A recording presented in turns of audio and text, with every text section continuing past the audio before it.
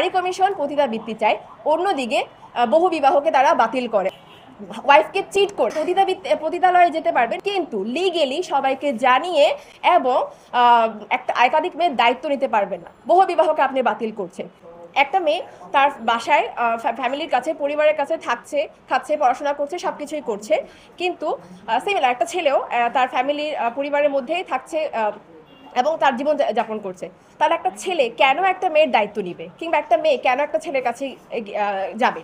এখানে অবশ্যই একটা মিউচুয়াল বেনিফিটের জায়গা আছে, যেটা হচ্ছে আমাদের মিউচুয়াল বেনিফিটের জায়গাটা হচ্ছে ফিজিক্যাল নিড যদি বলি, কিংবা সেক্সুয়াল নিড যদি বলি, যেটা কিনা মাসলোর আব্রাহাম লিঙ্কনের যে নিড হায়ারার্কি অনুযায়ী বেসিক নিডের কাতারে পড়ে।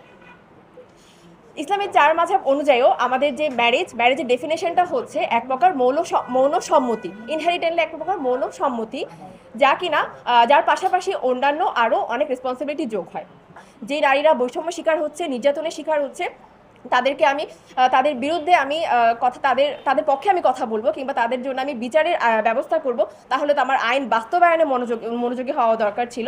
রাদার নতুন টার্মিনোলজি, যেখানে একটা বিশাল ডিবেট তৈরি করে, সেই টার্মিনোলজি এনে একটা কেওয়াস সৃষ্টি করতাম না। এর উদাহরণ হিসেবে আমি আবার বলতে পারি যৌনকর্মীদের পতিতাবৃত্তির কথা বলতে পারি।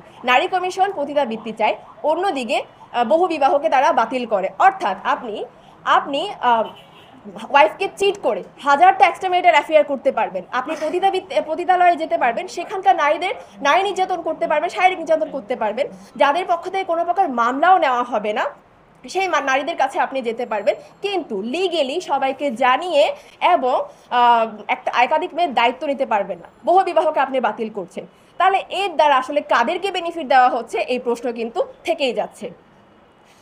আমি অ্যাজ এ নারী হিসাবে এই এই অসঙ্গতির স্ট্রংলি অপোজ করি, এবং আমি বিশ্বাস করি এর দ্বারা হচ্ছে নারীদের অবমাননা করা হচ্ছে, এর দ্বারা নারীদেরকে আরও বেশি বৈষম্যের এবং বৈষম্যের শিকার হওয়ার সুযোগ করে দেওয়া হচ্ছে।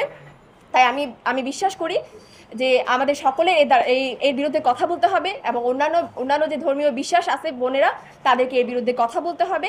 এই বলে আমি আমার বক্তব্য শেষ করব।